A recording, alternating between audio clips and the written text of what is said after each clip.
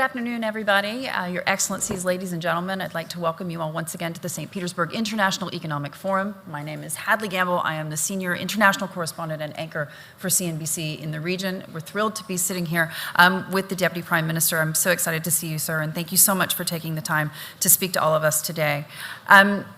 Your Excellency, I want to kick off by asking you about some of the things that we've seen developing in the region over the last month, particularly with regards to Israel, the situation in Gaza. We understand that the Israeli government has now asked the United States for an additional $1 billion in military assistance. They want to replenish Iron Dome. Do you think that that would be a mistake for the United States? Well, first of all, Hadley, thank you very much for this opportunity. Regarding the recent issues that happened between the Israelis and the Palestinians, we believe that what led us to the situation that happened in Gaza is not about really the Iron Dome or about how strong or how resilient are the Israelis, but it's really about the behavior of the Israelis recently in Jerusalem, and mainly the eviction of people from Sheikh Jarrah, and then the provocation that happened to the people who are trying to access Al-Aqsa, mainly the Muslim and the Christians. And all this behavior has agitated the people there in the West Bank and in Gaza, and led us to this recent round of violence, which was unfortunate. We have seen the number of children who have been killed, and innocent people and civilians. We have seen that Gaza has been distracted because of the recent war. So I think we need to be focused on building peace instead of just focusing on the resilience of one side of the conflict. When you think about that with regards to building peace, obviously the narrative over the last year or so has been who amongst the GCC countries will next join the Abraham Accords. We saw the UAE and Bahrain leading the charge there. Do you think, given the events of the last several weeks, that decision was premature? Well, we cannot judge if the decision is premature or it's mature enough for that. What we see from our perspective in Qatar, which I can comment on, that the main reason for us not to have a relation with Israel is the occupation of the Palestinian territories. And the reason is still there, still valid. And there is no any step or any hope toward peace yet. We didn't see any light at the end of the tunnel. Back in the 90s, when after Madrid and Oslo, there was some hope that we can probably achieve peace. And Qatar took the first step at that time and opened, exchanged the trade missions between Qatar and Israel, and we had a relationship until 2008 when the war took place in Gaza. So, and then we decided to close the offices because we believe that what we have done didn't contribute anything to the peace. Right now, we see that there are principles which there is a consensus around it. One is the Arab Peace Initiative and the Quartet principles.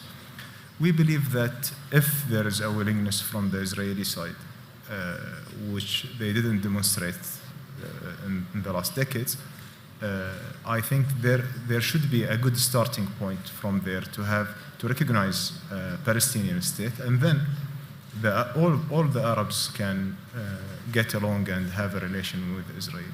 So it's not, it's not really about individual countries making a relation with Israel that's going to solve the entire conflict. I believe we should address the conflict first for us, at least from our perspective in Qatar.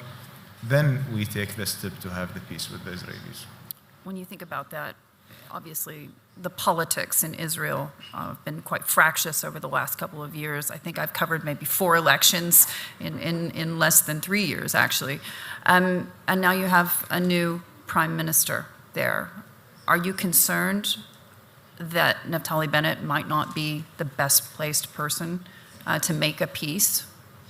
Well, we cannot, comment on something unknown. until now, there is a coalition that we heard about that they are going to form a government, but they didn't sworn in yet, so no one knows what will happen in the next few days if there is any changes in the dynamics over there. What we want to see a government that have a vision for a Palestinian state, have a vision to take some serious steps toward peace, and stop taking any action that provoke the Palestinians, and especially Jerusalem, which is very sensitive for everyone, for Muslim, Christian worlds, for everyone. We believe that any behavior that will reflect, new settlements, those like what they call the settler societies activities that which led to the eviction of Sheikh Jarrah, will not help, will be counterproductive, and will keep us in these circles, which is, one day you have violent, another day you have ceasefire, then you have some calm period, and then again and again and again. I think we need to have, a government that leading a process toward achieving the peace by recognizing the Palestinian states on the 1967 borders with Eastern Jerusalem as the capital. Countless U.S. administrations have attempted peace in the Middle East. At the moment, it seems that the Biden administration is content with what they're calling soft diplomacy as they focus quite closely on the Iranian file. Obviously, Qatar has been willing in the past to facilitate discussions between the Taliban and the United States, NATO partners, also, of course, with Hamas. Do you see a role for Qatar to play in achieving peace and a two-state solution? Well, looking, first of all, Qatar has been a trusted partner for peace and security in the region, and we've been facilitating and mediating between different conflicting parties. Regarding Iran and the US, it's in our interest, not only in Qatar, but in the GCC, to have a deal between them, to have a deal that also is stopping the nuclear race that's happening in our region. It's in our interest not to have any escalation between the US and Iran. US is a strategic ally for Qatar, and we want to maintain this strategic alliance. And Iran, from the other hand, is our next door neighbor, and we want to see stability over there. Facilitating between them is something that if Qatar will be asked by both parties, we will definitely do. Right now, we are just conveying the message for both parties to to be more positive and more constructive in engaging with each other, and to reach a deal as soon as possible. When you think about that with regards to what the United States would consider U.S. designated terror organizations, we're talking about Hezbollah, we're talking about Hamas, Taliban as well in the past. When you think about that with regards to your own foreign policy, you're willing, as you say, to help facilitate conversations between all parties. Does that put you at odds with your U.S. counterparts? Well, look, it's we respect each country designation regime, which sometimes it applies to our rules and regulations, and sometimes it doesn't apply to our rules and regulation. For example, some of the designated parties was Taliban, and the U.S. at the end of the day needed to talk to them to end this conflict. And it's better for the U.S. to have a friend to talk to their adversaries and their opponents rather than talking to their opponents through other adversaries. So I believe this has been proven that's beneficial for everyone. It's having a contact and maintaining this open channel with different parties is for the benefit of the regional security and stability. And this is what Qatar aiming for. It's not about having a contact or having a relation. Doesn't mean supporting or even believing in the same principles and ideologies. So there is a clear distinction between those two elements. A contact is just to help to promote peace and stability. A contact because we believe in Qatar that there's no conflict will end militarily. All the conflicts are going to end diplomatically. And just to set the record straight, there's been a lot of controversy surrounding Qatar in the last several years, whether it be with regards to the GCC conflict in terms of the blockade or in terms of supporting Hamas or radical elements, perhaps, in Gaza. Can you just set the record straight in terms of terror financing? Because at this point, you have even Israelis, accusing Qatar of funding terrorist elements in their country. Well, this is unfortunately this is part of the misinformation campaign that Qatar been subject to. Our aid and our funds going directly to the people, and there are very tight mechanisms which everyone knows, whether it's the Israelis or the US. We are complying with all the international rules. We are complying also with the U.S. sanction regime because we are pegged to the dollar at the end of the day, and our banking system is operating, with transparency and governance and compliance. Our relation with Hamas or with Taliban doesn't mean that we are financing them or supporting them. The relation is to have a contact, to have an open channel with them, and we are helping the people. For example, in Gaza, which we have seen now a lot of misinformation, unfortunately led by the Israelis, and the Israelis party, they know very well how tight is the process of Qatar and where are the funds that Qatar is contributing and donating to the people in Gaza going. Since 2012, Qatar has contributed $1.4 billion to the reconstruction of Gaza. We built around 42,000 housing units over there. We have built roads, hospitals, schools. We are contributing to sustain those facilities. And none of that money has found its way into the pockets of... Of course, it's a very tight process that all the materials, all the contracts is done through our reconstruction committee. We have our people there on the ground. They are working themselves.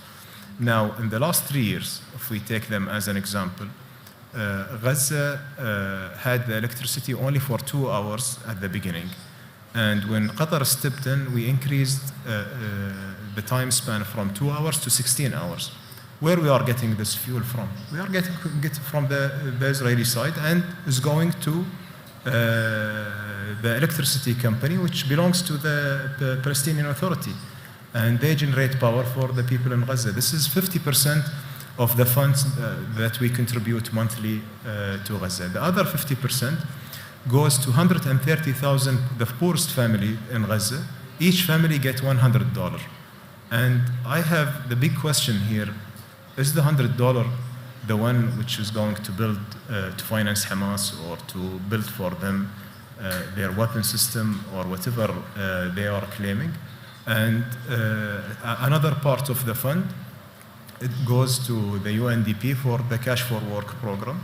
And we are working in full alignment with the UN. We have a clear coordination mechanism with our international partners. And we've been calling and inviting all the international partners to come in, since in the last 3 years, there was no one except Qatar and some few countries. Gaza needs a lot. They are, it's like an open prison for 14 years. They are like sieged population, 2.1 million people. They cannot move. Do you think that the recent round of media coverage, particularly in the West, perhaps is going to shed light on the situation in a way that we haven't seen before? In terms of the shift in media coverage that we've seen of this most recent conflict in Gaza, do you see that the media coverage is different in the West in a way we haven't seen before? Well, there is something here. I think that people realize that what happened in Sheikh Jarrah and the eviction of the people over there, it looks like an ethnic cleansing, and the provocation on Al-Aqsa.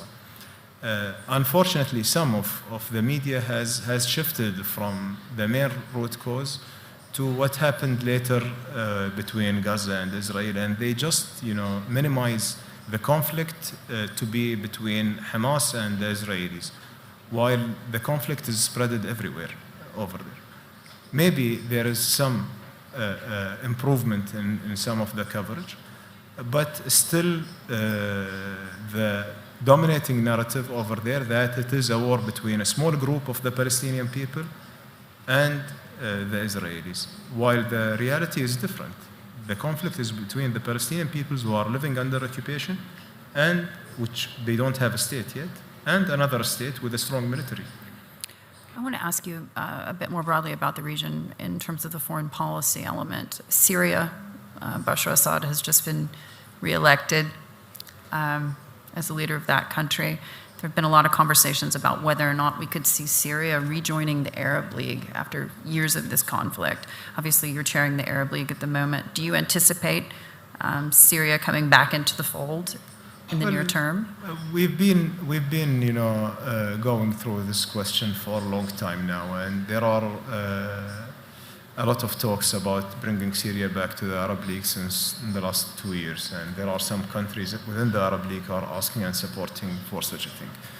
Our main question is, what was the cause for suspending Syria from the Arab League? I think the cause is still valid. There are still 6.7 million refugees outside, and more than 6 million also internally displaced Syrian people, and still there is a conflict ongoing between the people and the Syrian regime. So why we are now changing our position, since we took this position back in 2011 or 2012 by suspending the Syria, and now we want them back. What is what the regime did to bring them back, to award them to be back in the Arab League? I think that if there are serious steps for a political settlement in Syria, then this thing should be considerable from our perspective in Qatar. So you think it's a mistake to reopen diplomatic relations with Syria at this point? Well, it's each country's sovereign decision. Qatar, my country, which I'm talking, on behalf of, we don't intend to open diplomatic relations as long as the cause is ongoing. Nothing is changing yet. If there is a political progress for a settlement, then we can consider our options.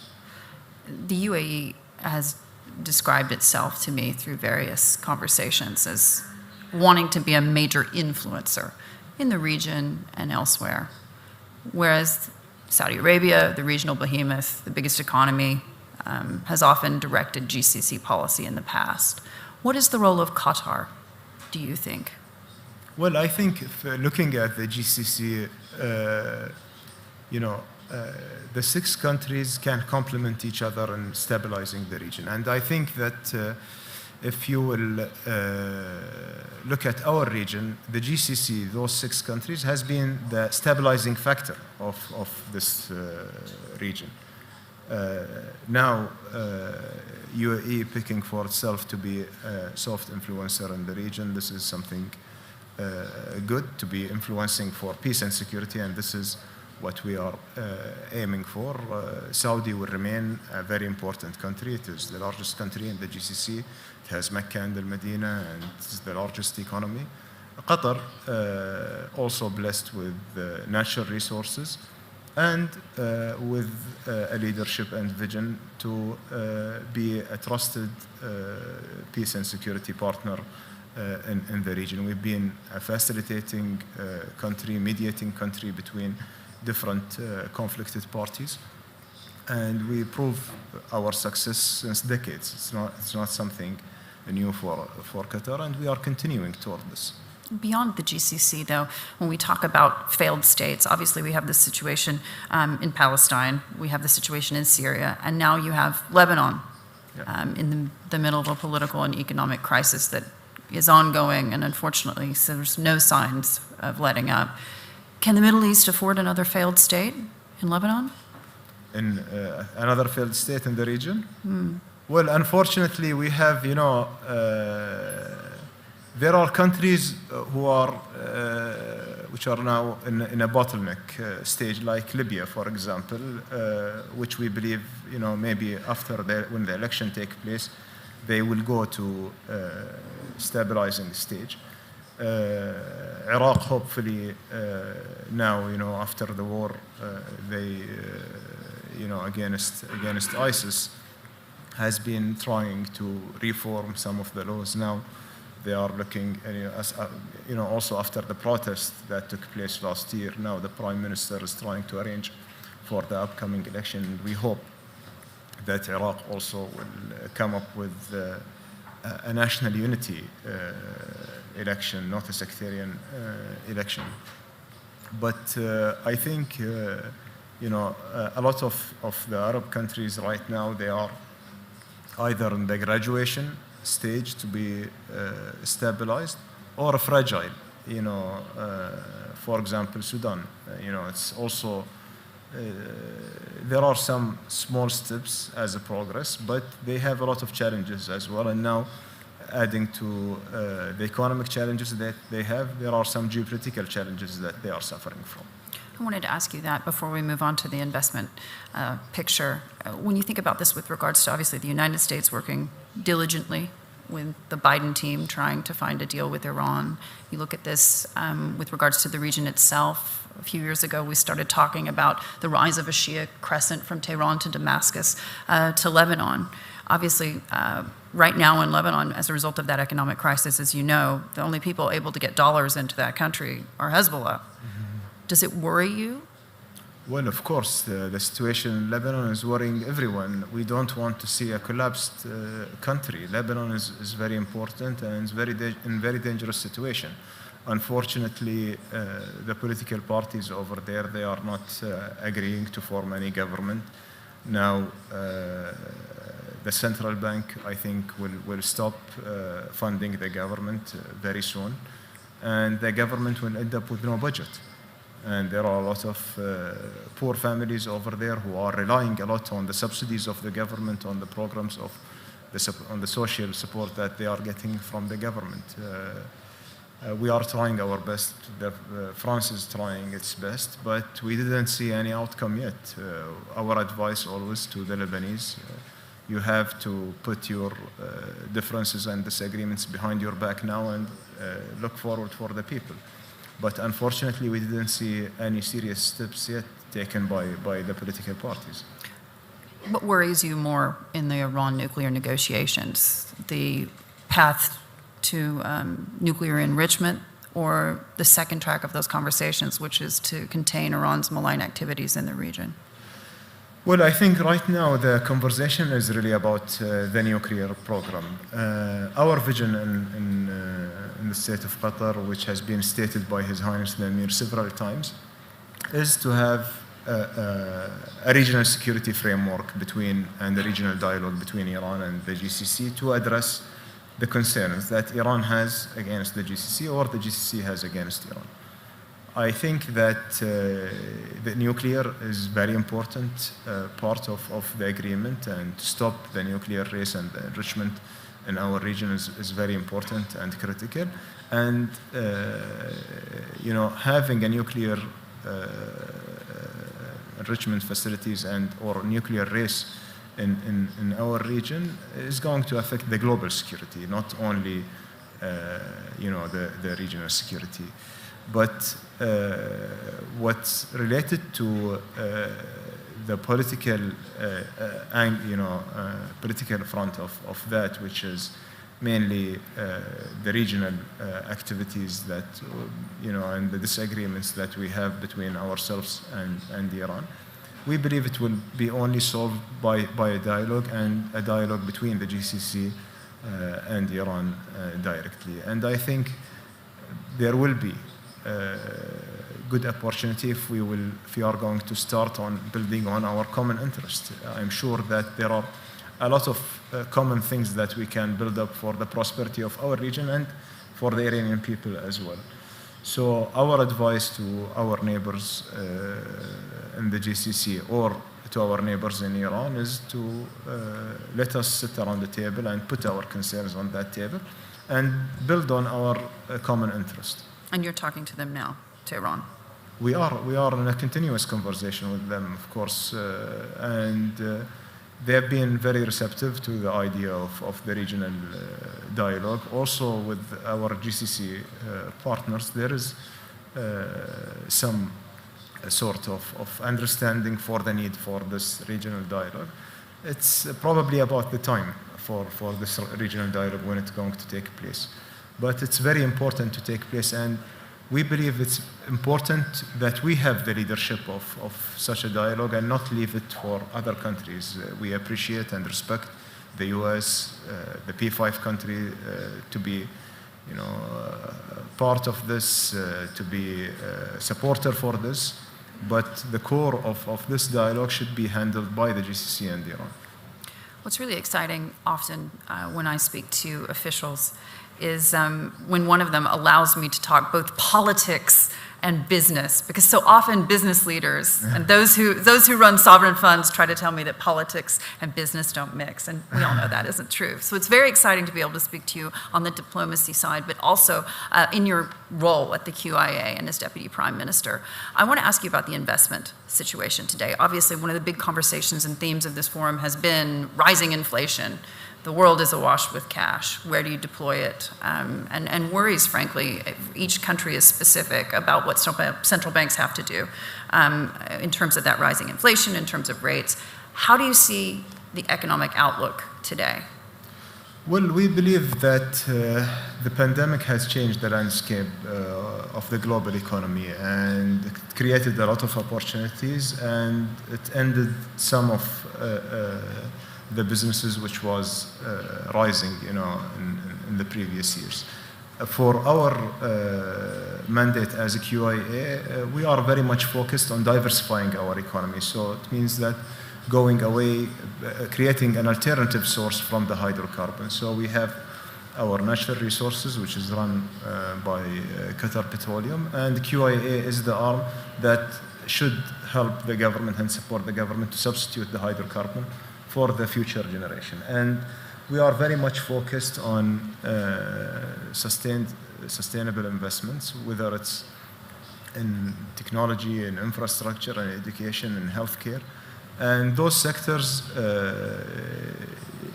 prevailed even during the pandemic. And one important element that we are looking at is to apply it to our matrix, which should have an economic impact for the country that we are investing in and for Qatar, a social impact for the country that we are investing in, and environmental impact for the globe. So we are very much focused and determined. And even with the pandemic, I believe most of the sovereign wealth fund has done very well in terms of investment in the last year, and we hope that we continue like this. And it's very important to keep our strategy dynamic, given the change in the dynamics in the world is getting much faster than before. Absolutely. When you think about this, specific to the QIA's investments, how important is the technology and digital asset class to you guys? Because at this point, we've seen over the last year or so, particularly with COVID-19, such a rise in all of the technology stocks. We talk about the FANGs on a daily basis at CNBC. How important is it in terms of your asset allocation? Well, it has been very important even before the pandemic. Historically, QIA was very much focused on financial services, real estate, and those traditional assets. But in the last few years, we have redirected our strategy, being focused on technology, on education. For example, online education. We've been investing in online education since 2018.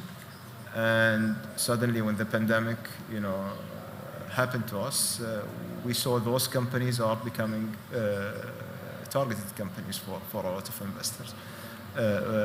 For us, technology and digitization is very important element, and we believe also it's going along with the infrastructure for those technology to be invested, and we have seen an expansion in the investment of the in the telecom infrastructure. Like the infrastructure, the data centers, the telephone towers, and that kind of investment.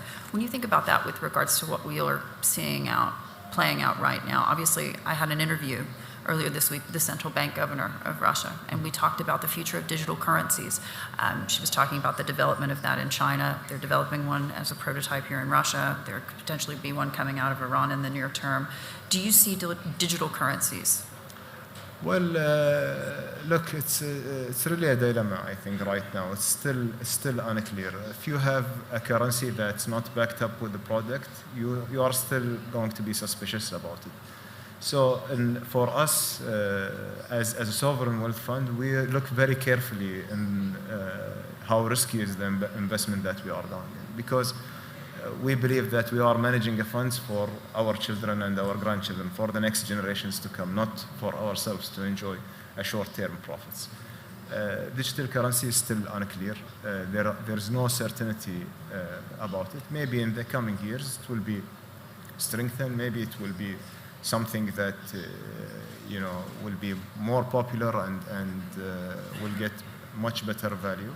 And this will be good for the early investors, but we would rather have less return but being on a solid ground than having a high return. So no plans to get into cryptocurrencies anytime soon? Pardon? So no plans to get into the crypto space anytime soon? I don't think so. When you think about what happens next with regards to that sort of investment allocation, what do you see as the makeup of the QIA over the next 10 years? Are we talking about more of a digital asset play? Are we talking about traditional real estate? What looks attractive to you? Well, our aim is to have a balanced portfolio in real estate, financial services, and technology, and entertainment, infrastructure, and healthcare and education.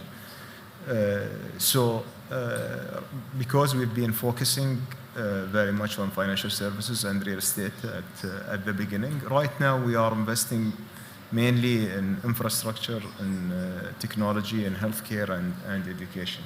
So it's not really something that we are redirecting or giving more attention just to the technology right now, but we are very much diversified, because diversification in terms of sector and geography is key for us. COVID-19 obviously has put a dent in world travel, to say the least. There are a lot of conversations right now about the health of airlines. Qatar is obviously doing actually quite well against the backdrop of this pandemic, adding destinations, as we recently heard, unlike other airlines. When you think about what happens next with regards to your tourism portfolio, obviously the World Cup is coming up. How do you see this impacting what you're trying to do there? Because at the end of the day, it requires a lot more in terms of manpower with the COVID-19 restrictions and how things are going to open up going forward. What does that look like to you? Well, I think that people will not stop traveling, will not stop, you will not stop having tourists. And you have seen, this is a demonstration here in St. Petersburg. There are a lot of people, there is a crowd. And everyone, wants this pandemic to end as soon as possible, and they want to go back to their normal life. There was an impact on the hospitality business, especially on the airlines business, because of the pandemic. But we believe it needs a year or two to pick up again. For the World Cup, we believe that Qatar is ready and prepared to host a World Cup. Even until now, we are uncertain with the pandemic and how the vaccination will be ongoing. But we are preparing also an alternative plans to make sure that the people who are arriving for the World Cup are vaccinated and are tested, so they can have the maximum experience they wish to see in the World Cup. And we believe that the World Cup will be the first very happy celebration of the people after 2 years of lockdown. So we are very much focused on delivering an amazing World Cup.